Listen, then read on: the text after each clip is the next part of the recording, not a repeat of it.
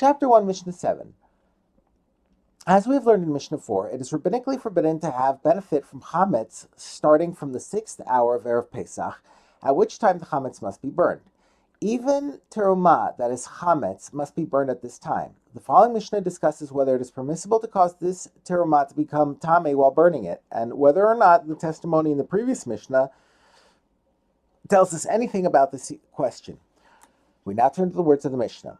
Rabbi Meir said, we may learn from the words of Rabbi Chanin and Rabbi Akiva in the previous Mishnah that when we burn terumah, that is chametz, during the 6th hour of Erev Pesach, we are permitted to burn terumah, that is tahor, together with terumah, that is tameh, even though this will cause terumah, that is tahor, to become tameh.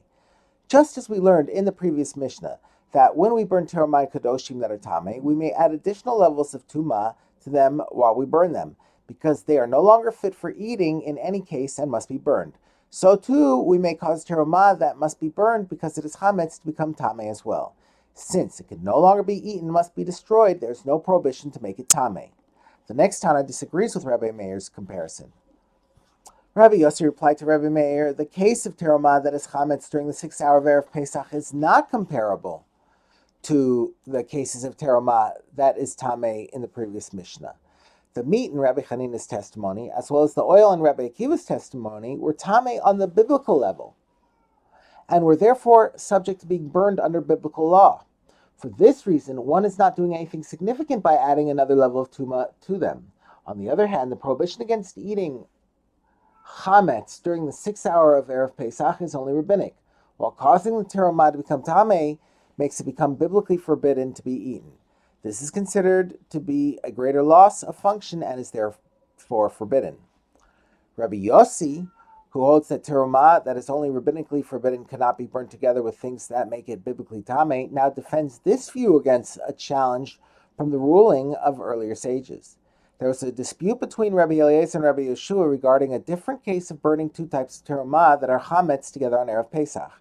Rabbi Yossi will now explain why the case of which they speak is not comparable to the case on which he ruled.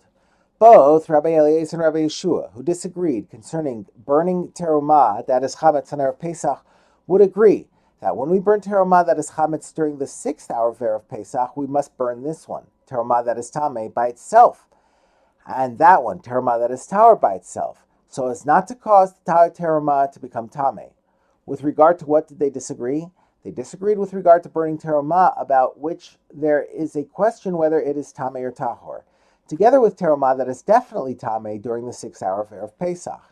In that case, Rabbi Eliezer says each one must be burned separately, so as to avoid the possibility of causing tumah to the terumah that might be tahor, whereas Rabbi Yeshua says they may both be burned together.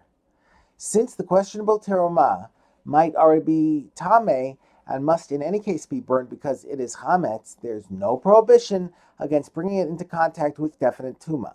Rabbi Yossi states that although Rabbi Yeshua permitted burning questionable terumah together with terumah that is definitely tameh, even he would agree that burning terumah that is definitely tahor together with terumah that is definitely tameh is forbidden, even if all the terumah is chametz.